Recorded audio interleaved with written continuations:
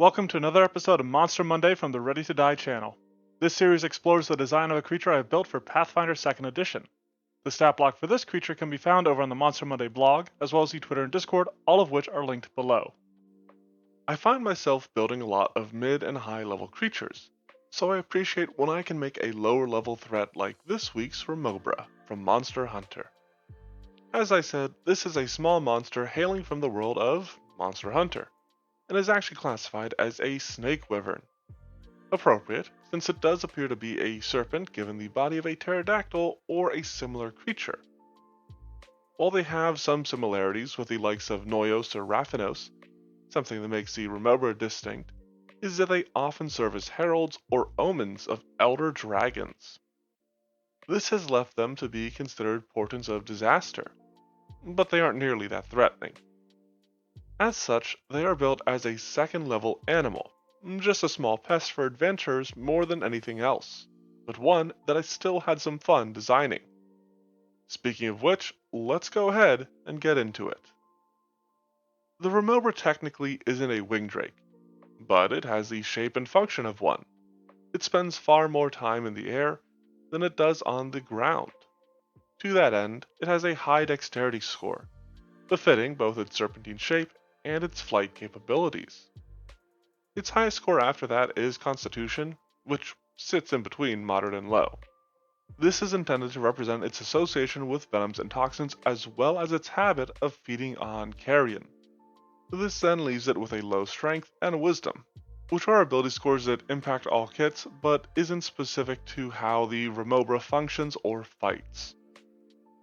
Remobras are often left to pick up these scraps left behind by the elder dragons they flock around, which would normally lead to a lower perception with them just being scavengers, but I used a moderate value here because I envision them needing to remain cognizant of the living ecological disasters that they live adjacent to. As animals, they have low light vision, and should maybe have dark vision, but I didn't find anything that swayed me to specifically include it. But, as is often the case with these sorts of creatures, if you need them to have dark vision for your campaign, it isn't going to break anything to grant that to them. Regarding their skills, they have a high acrobatics to better enable their flight, a moderate intimidation, inspired by their position as a portent of potential catastrophe, and finally a low athletics, just because it's a useful skill for the creature to have, but not one that they're going to use too much. On the defensive side of things, the Remobra swoops to conquer with a moderate armor class, pretty much entirely because this is a flying creature at second level. This is way before any players would have access to flight or anything like it, so this ability affords the Remobra a certain level of safety that only ranged characters can intrude upon. For similar reasons, it only uses a moderate pool of hit points. This means that it's not super hard to hit and should go down after a few good licks. Again, because it has the natural protection of just being able to stay out of reach. I did slip in a minor weakness to cold damage, based on the serpentine nature of the creature, and as a tiny reference to the water weakness that they have in Monster Hunter. Rounding out its defenses are its saving throws, which follow its ability scores. The Remobra has a high reflex save, letting it do barrel rolls in the air to dodge incoming effects. Do a barrel roll! With a moderate fortitude save, since it does have some association with toxins and is known to eat dead and rotting creatures, and this makes it able to survive that just a bit better. This leaves its will at low, which is common among my Monster Hunter creations, just because it isn't something explored in the game they originate from. The safety of the Remobra's flight continues to influence its combat capabilities as we move into its attacks. It has 2 strikes, both at a high attack value. Its fangs lack reach, but have the deadly D10 trait, which is inspired by the inclusion of the critical element and critical boost skills found on its armor set. With this trait, the fangs only deal moderate damage, because I didn't want to let the Remobra get in too much damage before it spent its last action to simply flap out of reach. The safer attack option for the Remobra is its tail strike, which comes with 10 feet of reach, but only deals low damage. I'm actually questioning this a little bit right now, because the Remobra can just try to stay out of reach while whipping enemies with its tail, but I think it presents a little bit of challenge to make for a more interesting fight. That being said, the Remobra does have a weakness that the heroes can exploit: its delicate inner ear. This effect can knock Remobras affected by sonic damage out of the air, which is in turn based off of the way that loud sounds in MH like sonic bombs and the roars of monsters can cause them to simply fall from the air. The Remobra does get a sort of chance to catch itself, making an acrobatics check against the effect again, or against a DC that is high for its level. Though that DC is usually considered high for player characters, not the creature itself, so I'm not sure how that all works out. In addition to its attacks, the Remobra does have some other offensive capabilities.